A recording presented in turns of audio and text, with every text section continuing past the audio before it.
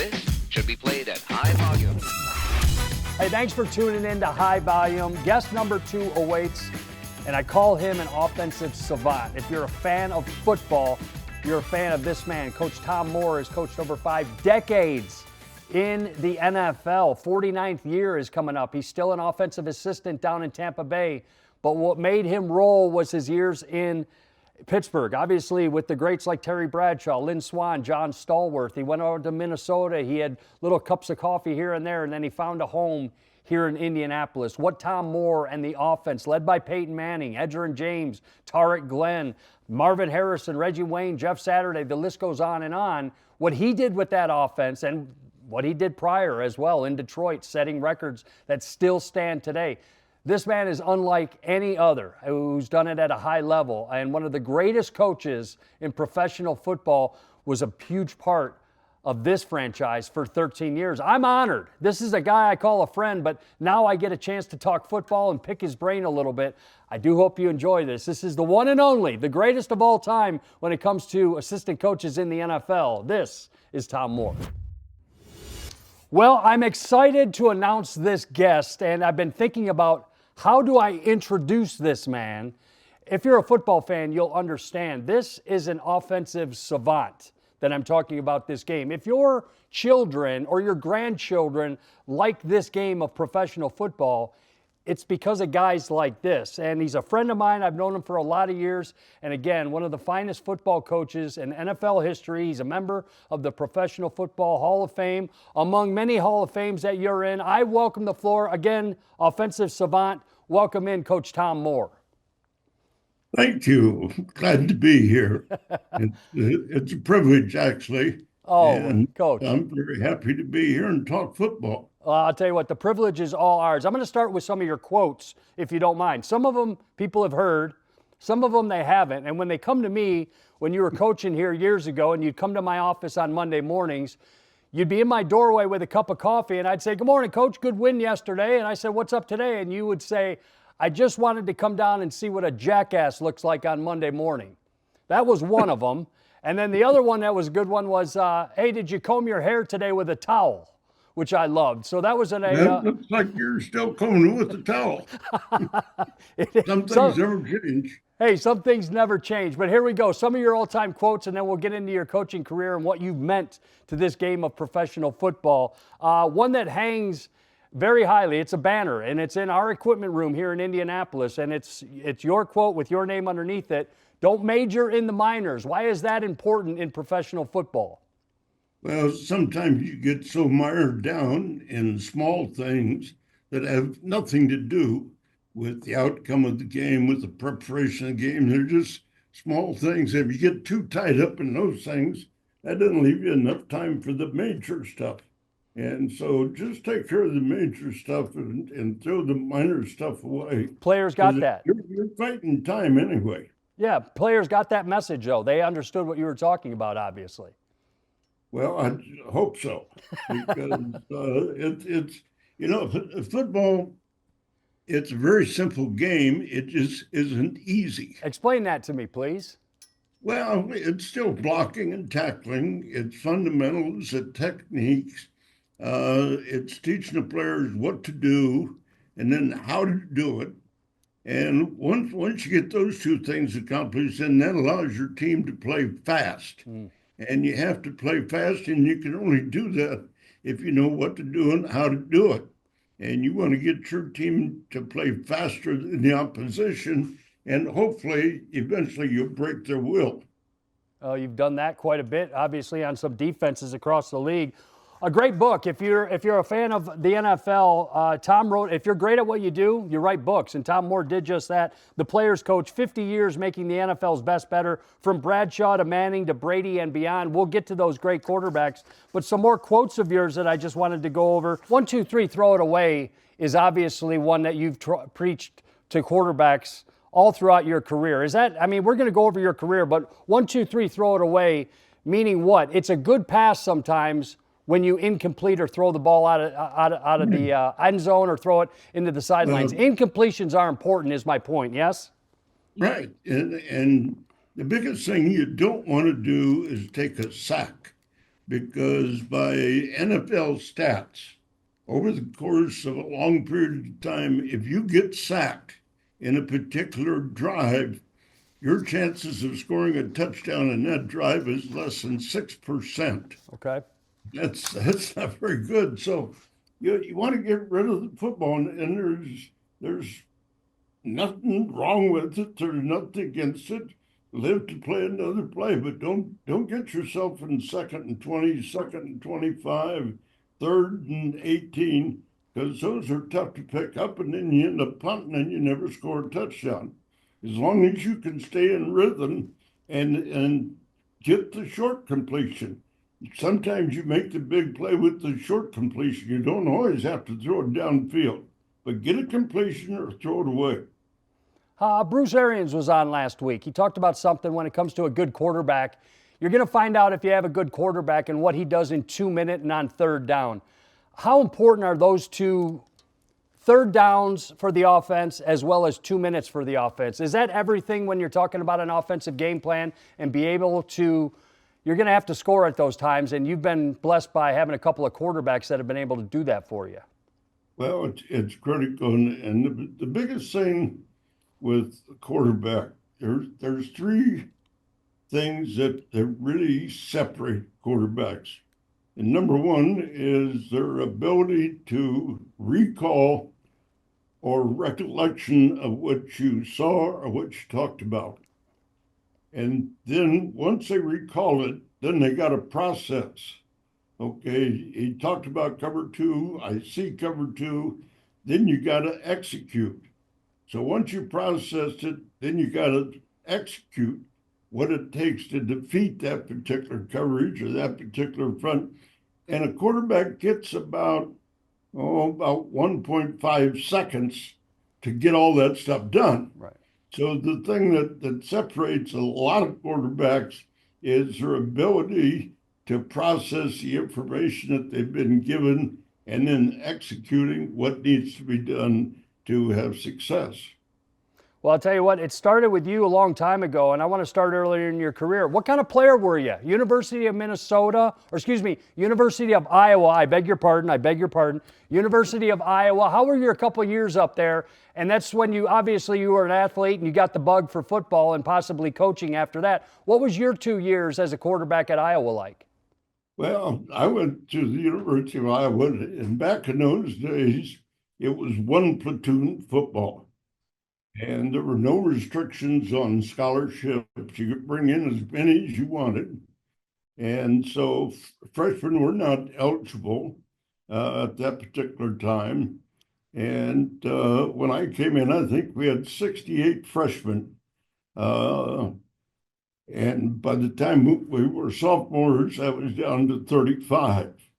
And eventually, by the time we got to seniors, that was 9. And they keep bringing in another group. And I went through, I thought I was a lot better than I actually was. I was ordinary. I wasn't that great. I never started. I was never a big star. I was a backup quarterback. And of course, because of 1 platoon football, you had to play defense too. Quarterbacks were safeties. And there were no specialists in those days. What you did, you kind of had to try out, and you had a traveling squad of 38 men. And the guy that could punt the best, he was your punter. And the guy that could place kick the best, he was your kicker. Well, I was the kicker. So I did the field goals, kickoffs, extra points, all that stuff. You remember Coach, you remember your longest field goal? Well, I don't remember the longest field goal, but I do remember playing Ohio State. It was my junior year in Columbus, Ohio. And we had a coach, Forrest Evershesky, who was absolutely phenomenal person and coach, great man. So it's coming near the end of the game, last 2 minutes, and we're down, and we get the ball down to about, 25-yard line or something like that. Anyway, a field goal wins the game. So he grabbed me and he said, "If I put you in there, can you make it?" I said, "Yeah, I can make it." He said, well, you better, or hope Woody Hayes has a plane going back to Iowa City because you ain't going back with us. Did you make the kick? So I made the kick. I love it. So I was able to fly back to Iowa City with the team, but I get a kick out of all that psychology with kickers and stuff. Well, back in 1959, that was the psychology. Can you make it? Yeah. Get a ride back with someone else. Hey, no pressure, Tom. No pressure on that. Okay, so I was a backup, and we had great people. We won the national championship my sophomore year. In 58, yeah. Backup. We had an All-American quarterback, Randy Duncan. We had a great team. We beat Cal in the Rose Bowl. We had a running back, Bobby Jeter. He had 10 carries for 192 yards. Okay, not bad day. Yeah. Not bad day. But back in the days when I grew up in the Midwest, the Rose Bowl was king. I mean, as a young kid, you spent your whole life, man, if I could just get on a team to go to Rose Bowl. Yeah. Because the Big Ten, you could only go to one bowl game. You either went to Rose Bowl or you stayed home. In my senior year, we went 8-1, tied with Minnesota for the Big Ten championship, but they'd never been, and we had been, so they got to go. So we're 8-1, number 2 in the nation, staying at home. So it was a pretty prestigious thing back in those days to get into a bowl game. And it was every kid's dream in the Midwest to go to Rose Bowl. Not bad. Was the game. I tell you what, national championship and 4 Super Bowls to boot, and member of the Pro Football Hall of Fame. You've come a long way from there. I want to go over your career. Is it true that you coached football overseas? At some point, you joined the Army at some point for 2 years. Yeah. And my question with that is, did you run I remember talking to you about this back in the day. It may have been Forrest, the gentleman you mentioned earlier. Did you run a wing T offense overseas? Yes. Yeah. Back in the day, this was late 50s, 60s. In my home, you were going to go to the military. You were going to go to service. My dad said that. Now, you had an option which you want to go. You want to go Navy, Army, Air Force, Marines. But Tom, you're going. Okay, I'm going. That's the way it was. So I went to ROTC and got my commission. Second lieutenant, we went to Fort Benning, and after graduation, 8 weeks, and I got shipped to Korea. And a bunch of us were going to Korea, and this was in 1963. And so we're going to Korea, and then it's at Kempo Air Force Base in Korea. They get you on a bus and take you to your duty station. Okay. Well, they kept dropping guys off. I was the last guy that they dropped off. I was way, way north. Pretty close to DMZ. Now, this was 1963, so the conflict had been over for 10 years, but we were an occupying force just to make sure nothing happened, similar to what they got there now. And so we had to go to the officers' club 3 nights a week because they wanted to get us out of the barracks and get us mingling with people because the guys get homesick and get tough.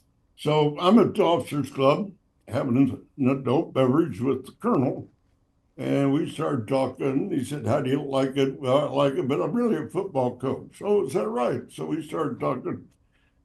Well, he knew the general, and the existing division sports officer and football coach was going to rotate back to the United States, so that position was open. So he got me an interview, and so I interviewed and got the job, and we had a team, and we played, we had 4 teams in Korea, 2 teams in Japan, and 2 teams in Okinawa.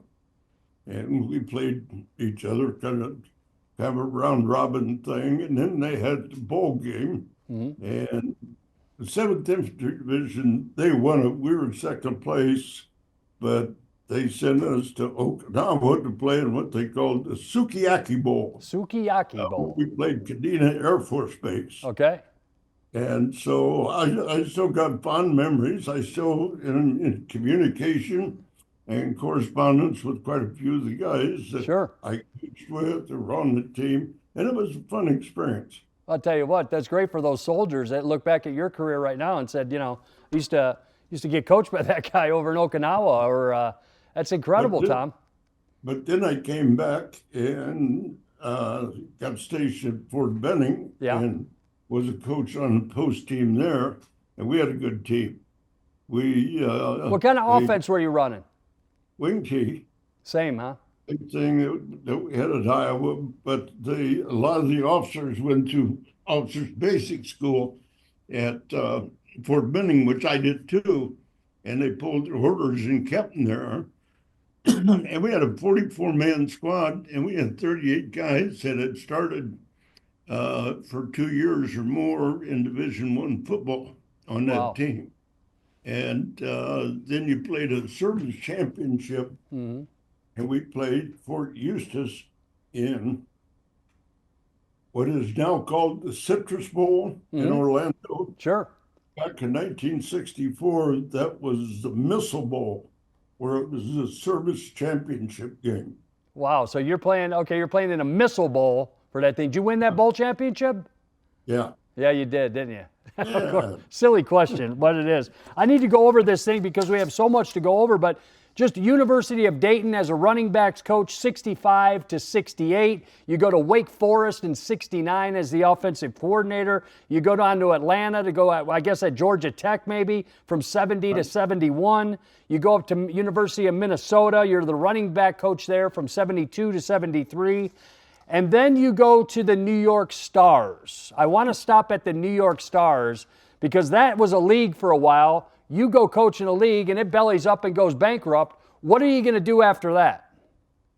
Well, that's one of those things where, and Chuck Noll put it very straightforward. The grass is always greener around a septic tank. and the World Football League, that's what it was. But I was curious, so go for it. So we're with the New York Stars. Babe Frilley, who was a great All-American quarterback in Kentucky, he was the head coach.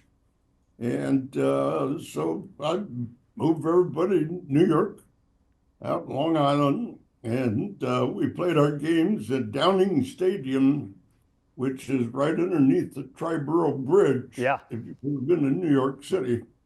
And it was the lighting was so bad there that they couldn't even televise the games. and the Downing Stadium's claim to fame, that's where Jesse Owens qualified for the 1936 Olympics. Yeah, okay. That's how long the stadium had been there. So anyway, in the middle of the season, they picked us up and sent us to Charlotte. And that's where we stopped getting paid. So I went 6 months with no pay. We go to Charlotte. Now a couple of great stories. The Houston team had a guy by the name of John Matuzak. Mm-hmm. And we're playing the game, and midway through the first quarter, referee stopped the game. Two marshals walk out, and they take Matuzak right off the field because he was under contract for the Oilers. We go to Shreveport and play a game. We're now in Charlotte. We go to Shreveport. We got 2 games left. We got Shreveport, and we got Memphis. Okay. And we go there, and it's a night game, and I'm in the hotel lobby about 2 o'clock, I guess, in the afternoon. And 2 guys come up to me and ask me if I'm Babe Frilley, and I says, no. I said, I'm Tom Moore. He said, well, you guys got a problem. I said, what's the problem? Well, he said, we're here to pick up your equipment because you guys didn't pay your cleaning bill back in New York City. Oh, no. We're here to confiscate all your equipment. So I called Babe on the phone. I said, Babe, you better get up here. We got a problem. Yeah. So Babe was a pretty good politician. Well, Babe talked him into not serving us the papers until the start of the second half. Okay. So we played the game. We walk in after the game, and they got all these big boxes and crates for the equipment. Players are throwing their stuff in the boxes. And we fly back to Charlotte without our equipment. Wow. So now we go to J.C. Smith, and borrow some tennis shoes and gym shorts so we can practice. And some way, somehow, they paid the laundry bill. So we flew to Memphis to play the last game, and they had a plane fly our equipment up from Shreveport in Memphis. And then after that, the season was over. The league was, and the league bellied up. No Yeah. cuts, no chips. Okay, so take me from there. You go from a belly up World Football League, if you will. You're without work. How do you have the connection that Chuck Noll from the Pittsburgh Steelers knows who you are, and not only that, hires you to his staff at that point of your career? What was that connection, Coach? Well, when we went to Dayton, I just got out of the service, and John McVay, excuse me, he got the head coaching job at the University of Dayton.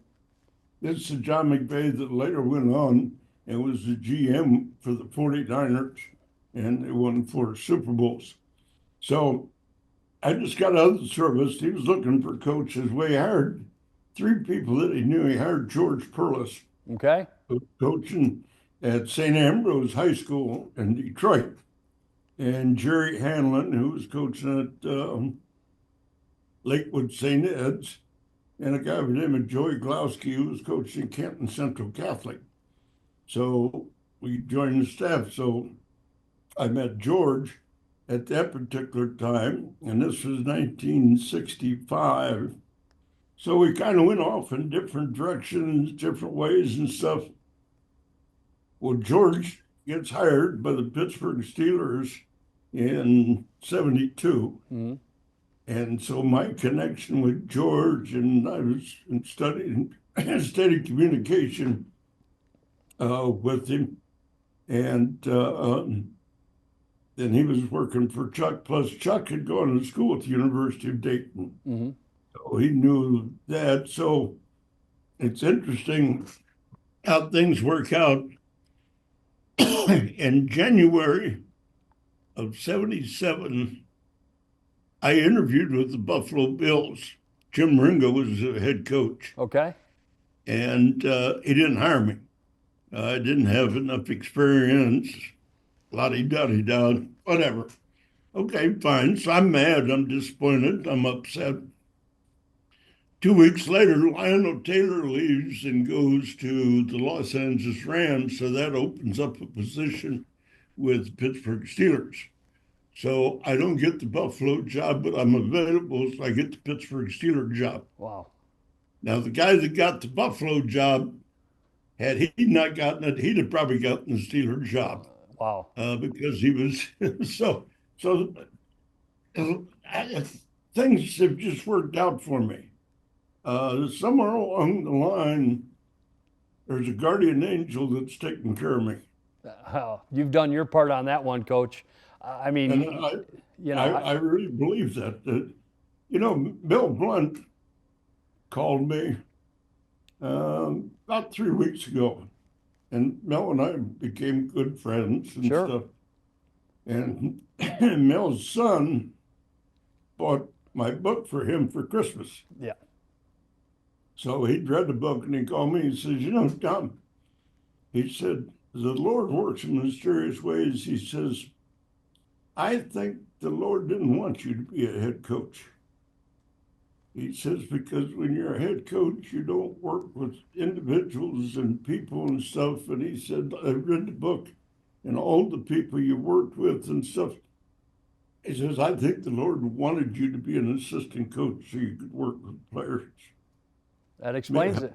Yeah. That explains it. I mean, I personally think you'd be one hell of an NFL head coach had it worked out that way. But to each your own. Hey, brother, you're still a member of the Pro Football Hall of Fame, so everything worked out great. I mean, to say that. The Chuck Noll years, you're surrounded by Bradshaw. You got Franco Harris behind him. You got Swan. You got Stallworth. You got a defense led by the Mel Blunts, like you talked about, Donnie Shells, Jack Lambert. How much football offensively did your career go up from your time in Pittsburgh? Because you guys moved the football down the field quite a bit. Well, one of the things that helped me in the interview was Babe Prilly had previously been with the Pittsburgh Steelers. Mm-hmm. That's the offense we ran with the New York Stars. So I knew the offense. Okay. So that helped me in my interview process. Then they'd won 2 Super Bowls prior to me getting there, and the defense was unbelievable. I mean, really good. And a lot of people think the 76 team may have been better than any of them. Bradshaw got hurt in 76, and Mike Krusek played 4 games, went 4-0, but the defense only gave up 3 points. In over 4 games. Yeah. So when I got there, 77, that was the year they changed the rule for defensive backs jamming the wide receivers At the down line of scrimmage or down the field? Yeah, it was the Mel Blount rule. Right. Because Mel would get up and just smother guys. Yeah. Well, they had to do something to open up receivers. Well, that really, I think, propelled us because Swan and Stallworth were great receivers. And Bradshaw was just coming on and really doing well. And it opened up the passing game, and we became a good, well-rounded team. We had the run game and the passing game now, and we won the Super Bowls. The 2 Super Bowls I was there. Why, we scored a lot of points, made a lot of yards, and I think we won one game 35-31, and the other game, I'm not sure, but we scored over 35 points. Yeah. It was the first game that the Steelers played. They played the Vikings in the first game, their first Super Bowl. Halftime score was 2-0. That was the Purple People Eaters against the Steel Curtain. And Tarkington fumbled, I guess, and L.C. Greenwood fell on it. And they ended up winning the game, I think, 16-9 or something like that. Well, the offense got going, and it's people. You go back off those 4 Super Bowl teams. Yeah. There's 10 players in the Hall of Fame, 5 on offense, 5 on defense. The owner's son, the head coach, Tony Dungy. Yep. Was part of that team. He's in there now. It's because of Tampa and stuff like that. But I mean, there's a lot of guys in that Hall of Fame, and when it gets down to it, it's players. Players are the difference. And Chuck Noll was a great advocate of give the players everything, give them the credit, give them the speaking engagements, give them the endorsements, let them make as much money as they can. Yeah. It's their game. We're just kind of caretakers. And he said, well, you get in trouble when you're a coach if you ever get into financial competition with your players. It doesn't work. And he taught you it's a player's game. He also taught you when you were at Pittsburgh, assistant coaches were to be seen, not heard. Okay. One guy talked, the head coach. Right. How many were on the staff? 6. 6 assistants. We had 3 on offense, 3 on defense, and I ended up coaching wide receivers and tight ends in the passing game.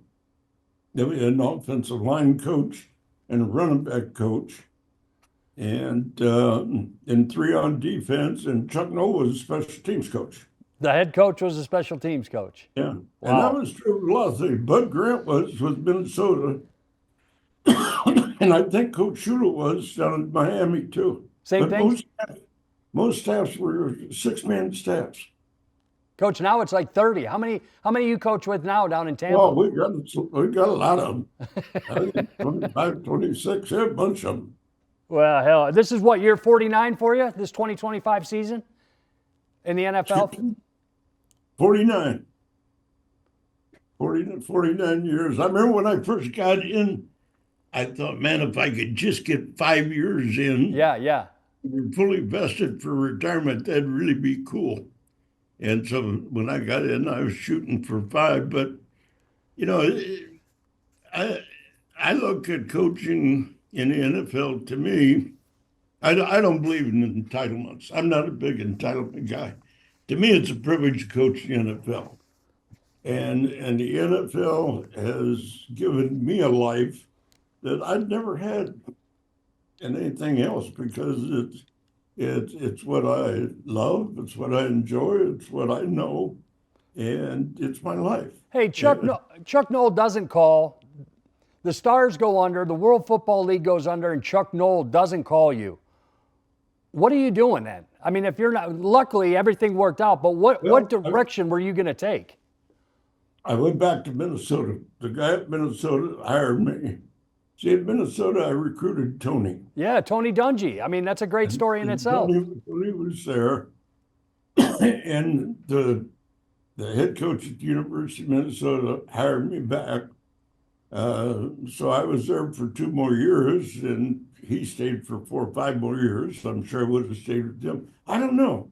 And you know, all this stuff happens, and I don't know how it happened.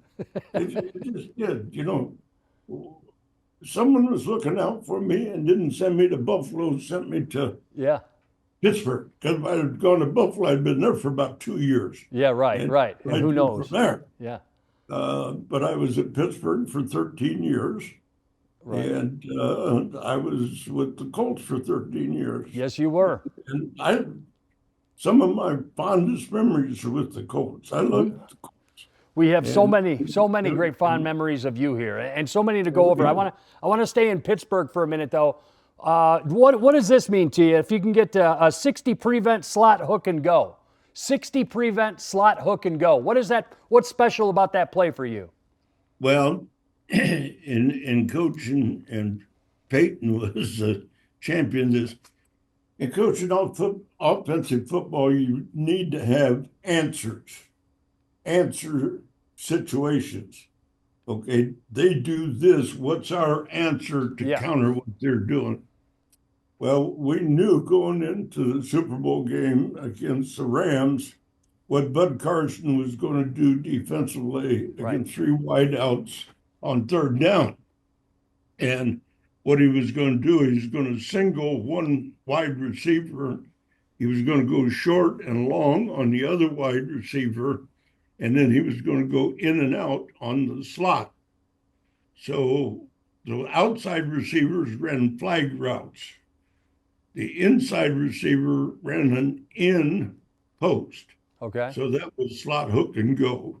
And that was Stallworth. Yeah, Stallworth. And sure enough, they were in that defense, and we hit 2 big passes against it that actually won the Super Bowl for us. Well, the 73-yarder in the 4th to Stallworth sealed it, and that 60 prevent hook and go is something that, you know, if memory serves, you came up with that within 2 weeks of the Super Bowl because of the Bud Carson defense. Hey, if he bites, I'm running this play, and it's one of the famous ones that you sealed. I mean, it's that's the sort of stuff. Did you write up? I'm not being funny when I ask this. In your career, did you ever write up plays in the dirt? At some point. I mean, no. I know with Peyton, there's a story about whatever you did in Buffalo, do that. But we'll get to that one. But you never run plays in the dirt, even going back to the Army days? It's just like those guys that keep a pad of paper next to a bedstand in case they wake up at night. Yeah. When I woke up at night, I'm writing a play. Now, trust me. All right, here we go. Let's move on. Obviously, I could go all day with your career in Pittsburgh and what you meant for that city, the championships, two-time Super Bowl champion. You go on to Minnesota. You coach with Jerry Burns. You coach with Dennis Green. But you got some offensive firepower there. And this is where people are starting to recognize you, Tom, as an offensive savant, like I called you, that wherever Tom Moore is, they can push the football down the field. What did you take from Minnesota that you ended up taking with you when you went to Detroit? Those are record-setting years that you had in Detroit. But what about the Minnesota years? Well,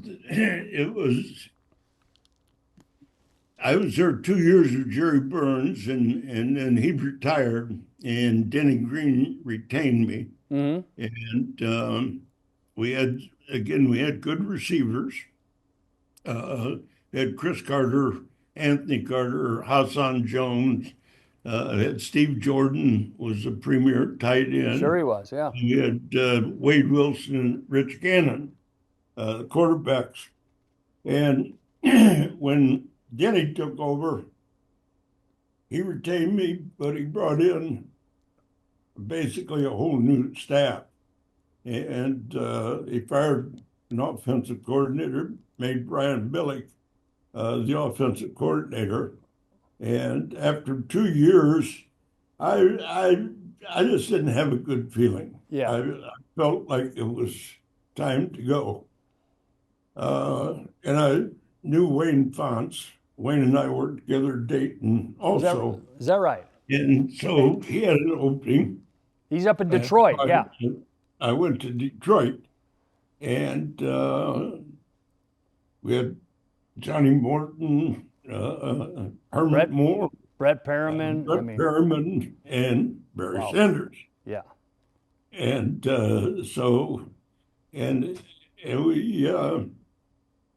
we didn't do a lot of stuff fancy. It was basically give the ball to Barry, and Barry used to tell people, "You ain't gonna block him. Get out of the way. I'll make him miss." That's what we're gonna. I gotta do that, and then we had Scott Mitchell. We had I guess it was 96. Yeah, 96 we led the league in total offense. Oh gosh, I have the stats are ridiculous. Yeah. In 97 we had some injury problems, and so they let Wayne go and went a different direction. So I went to New Orleans Saints. I stayed there for 1 year. You were with Ditka, right? Yeah, his first year. All right. And then the thing opened up at Indianapolis. And, again, same old straight. Why me? I don't know. Well, I knew Bruce, and I think Bruce pushed me. I knew Jim Moore, but not real well. I'd met Bill Polian. Mm-hmm. But it's interesting. Jim Hersey remembered me because when they brought Ted Marchibroda, Lindy and Fonnie, I think, when they hired him, it was Ted Marchibroda, they interviewed George Perlis. And George, I guess they asked him who was going to bring his offensive coordinator, and he told them me. Mm. And so Jim Irsay remembered that. Yeah. So when I showed up to work, he said, "Well, you finally got here." And the rest is history, man. I'm going to go on to the Indianapolis era, but just in Detroit again, we joke about it. Scott Mitchell was a quarterback that came over from Miami. The previous year, he came in as a backup. He had success. You guys signed him to big money. But what you did with Barry Sanders, Herman Moore, Brett Perriman, 1,000-yard rusher, you had 1,500-yard receiver, you had 4,000 yards quarterback. You've done that twice, the only man to do it in the NFL. You did it in Detroit and you did it up here. But staying in Detroit, coaching an offense with that Barry Sanders behind you, but you love to put it up in Detroit. You love to chuck the football. How was that balance? You got a Hall of Famer in Barry Sanders behind you. You got Herman Moore who's setting records, Brett Perriman and Scott Mitchell. How do you run a proper offense with all those stars? Well, you got to mix, obviously, and you got to get everybody involved. You got to make them defend everything. If they defend the run, your play action passes are going to open up. And of course, they got to defend you with Barry. If they get too many men up in the box, that means you're one-on-one outside. So it gives you an opportunity to throw one-on-one routes, and those guys can beat one-on-one coverage. And a good story about those guys, they're all competitive. So Yeah. we're playing the last game. It was 96 in Tampa. And we get to the game. We got the game won. It's all we have to do is kneel down. But Herman Moore needs 4 completions to set the record. So we go back in and I tell Scott Mitchell, I'm going to call a pass every single down. I want you to throw the ball to him every time until he gets his 4 completions, and then we'll flop on. So we did, and he got 4 completions and the record, and now we're down on about the 12-yard line. So I tell Scott Mitchell, I said, just kneel down. Well, that was a 2-minute warning. So Brett Perriman comes running up to me, he says, Tom. He says, I need 27 yards to set some kind of record. I said, Brett, we're on the 12-yard line. I can't get you 27 yards. He said, well, tell Scott to take a sack and then throw it. No, I said, no, we're not doing that one. You got to get the win, yeah. Oh, man.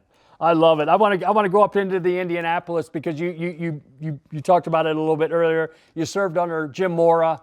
But this is the decade of excellence is when it starts. Bill Polian as a general manager, Jim Irsay is a full owner. You're an offensive coordinator. Tony Dungy is hired, and you're looking, Coach, after Mora, you're looking at guys like Edgerrin James, Marvin Harrison, obviously Peyton coming in here. What was your thought early in your career here in Indianapolis, especially when 18 got here, like what you could do with the pieces around him? Your first thoughts? Well, first of all, let me say this. We had an awfully good coaching staff. Mm-hmm. Howard Mudd was excellent, offensive line coach, excellent. Gene Huey was excellent, running back coach. Gene coached a lot of great running backs. Yeah. And we had a good coaching staff. And Jim Moore set the standard as far as discipline and stuff that was there. And then when Tony came in, Tony called me and asked me about it. I said, Tony, come to Indianapolis. I said, the pieces are in place. Everything's there. We got the quarterback, we got the running back, we got the receivers, we got Jim Irsay, we got Bill Polian. Our support staff is excellent. As he was talking, I think, to Carolina or someone, I said, Dad, you ain't going to Carolina. I said, Indianapolis is the place to be right now because we got the people. And Bill Polian, and you know, he's built a lot of teams. He took the Winnipeg Blue Bombers to Grey Cup. He took Buffalo to 4 Super Bowls. He took Carolina to a Super Bowl before he left. And so he knows what he's doing. He knows how to organize. He knows how to staff a team. And so he did a fantastic job. And we had a good offensive line. As I say, they were well coached. And I make mention of it in my book. The playoff game where we beat the Patriots to go to the first Super Bowl. Yeah. We run one in, it's 3rd and 4 or 5 or something like that. They thought the whole world thought we were going to pass, and we just ran a simple dive. But the whole thing, and I referenced it, it was the block of the century was Jeff Saturday. And Vince Wilfork, yeah. He took the nose guard and just collapsed him. And I mean, there was a hole big enough you and I could run through it. And so it was a combination of everything. Jeff Saturday, his speech before the Super Bowl game was excellent. And we had good people. And every place I've been where we won, we always had one or two players to take ownership of a team. In other words, when I was in Pittsburgh, it was Joe Green's team. He took ownership, and this is how you do it at Pittsburgh. Well, that same thing was true at Indianapolis. In other words, it was Peyton, it was Jeff on offense. Yeah. It was actually on defense, Gary Brackett Yeah. was the leader and took ownership. And when you get guys that take ownership, then you got to make sure you got followers, and people would follow them. And that's how you win. As I say, it's a simple game. It ain't easy. And you got to have the breaks. You got to stay healthy, and then you get into a situation where, I don't know, we played the Super Bowl, it's a rainstorm, whatever, and Dominic Rhodes is a hero. Yeah. I mean, that's how it goes. Coach, I just, when it comes to you and your offensive mindset and Peyton Manning, how much of you had to serve as a psychologist, if you will, more so than a coach when you're coaching the greats? We'll get to Brady. We got a Super Bowl to go over down here in Tampa. But like with those sort of guys, you have to be their friend. They have to trust you at the same time. But both of those guys want to be coached, so you have to put yourself in that position. How much of a fine line is that when you're talking about the absolute greats to play the game? Well, John Elway had a quote, and I think it's true. To be great, you got to be good every day. Mm. And that was Peyton. Peyton was good every day. Peyton wouldn't allow himself to have a bad day. And he counted on us, and it was our responsibility to have answers. And everything was answers. Hey, Tom, if they do this, what do we do? Yeah. If they do this, where do we go? So he made you a better coach because of that. And he made everybody in the building better because they knew how hard he worked and how committed he was to the whole process. Yeah.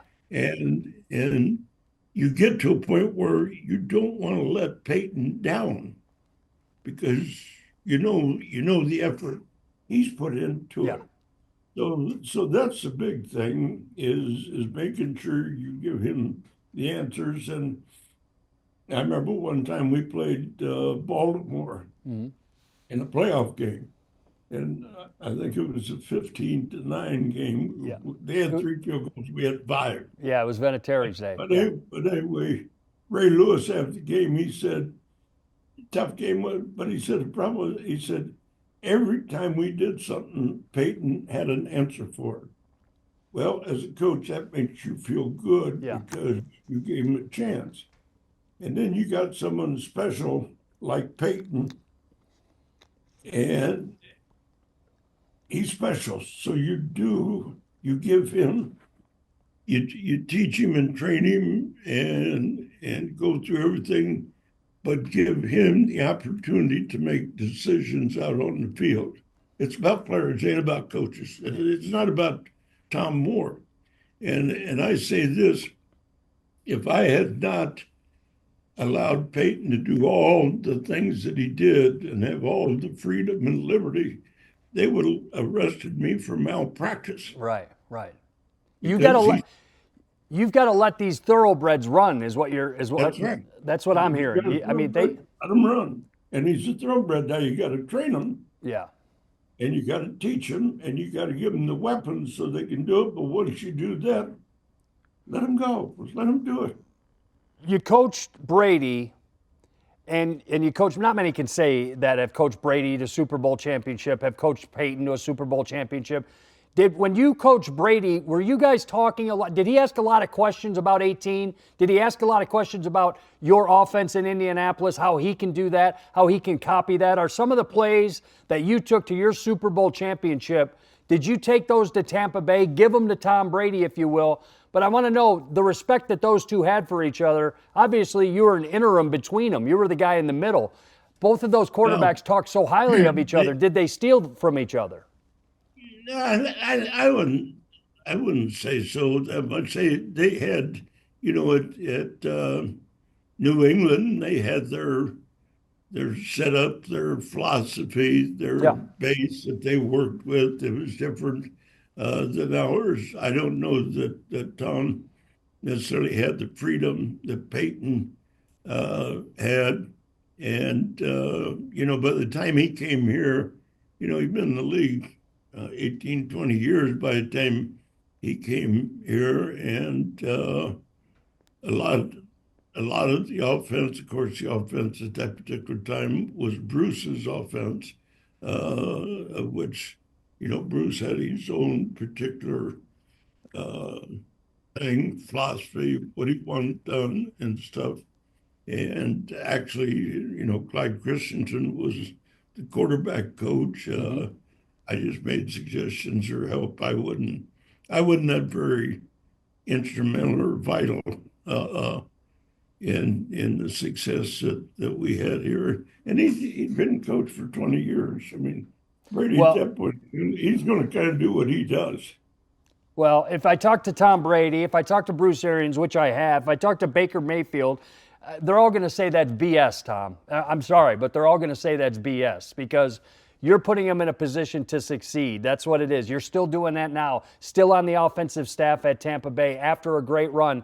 When you get your hands on Brady, you had your hands on Manning at that point. Now you get your hands on arguably the greatest of all time.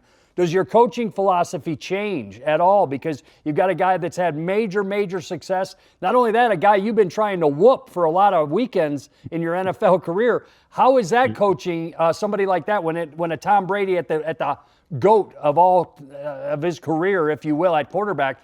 Does your coaching change at all? No. You got to have a philosophy that you believe in, and my philosophy is you win with players, but with players, you got to teach them what to do and how to do it. And that's never going to change. I've never been a big gimmick coach. I think you take gimmicks and all you do is you beat bad people worse. You never beat good people. Every now and then you may upset them, but you don't win with gimmicks. You don't win tricking people and stuff. Yeah. You win with sound fundamentals and techniques. And it's every year. And learning this from Chuck, and Chuck used to say, treat them like men and coach them like rookies. Yeah. And don't assume anything. And when I was at Indianapolis, it was so basic. The first day of training camp for 13 years, the first hour of the first practice was walking through and teaching everybody how to block and tackle by the numbers. The fundamentals. Every year. And he said, treat them like men and coach them like rookies. And start from the beginning. And he had a thing, and I believe this, and we can relate to each other on this. He used to say, motivation is teaching someone how to do something that they don't know how to do. And then when they're asked to do it, they have success. They're motivated. So you're a golfer. Yeah. You don't know how to get out of a sand trap. And somebody teaches you how to get out of a sand trap, your eyes get this big. Wow. Yeah. You're motivated. Well, that's what motivation is, teaching these guys so that they can have success when they're asked to do something. And when I went to Pittsburgh, the first guy that came to see me was Lynn Swan. And he says, Tom, John Stallworth and I can catch football. But he said, We're in this for the long haul. You can make a lot of money. And back in those days, it was a lot of money. It's nothing now, but it was then. Sure. And he said, we want to play for a long time, so teach us what we don't know so we can be good and stay in the league for a long time. I said, what don't you know? He said, well, we need work on reading coverages, adjusting routes, getting open, stuff like that. So I said, okay, so that's what we worked on. He said, we can catch a football. Yeah. Teach us how to get open. Teach us how to read coverages. And so that's what we did. And it seems like you've carried that mantra with you through everywhere you've been. I mean, every stop that you've had along the way, the same sort of MO. I was going to ask, what's the secret to longevity and being at the top of your game, which you've absolutely done for 5 decades now? What, if there is a secret, Tom, what is it as we say goodbye? What is the secret to Tom Moore's success? Making the best better. Well, you have a way of doing that. That's my job.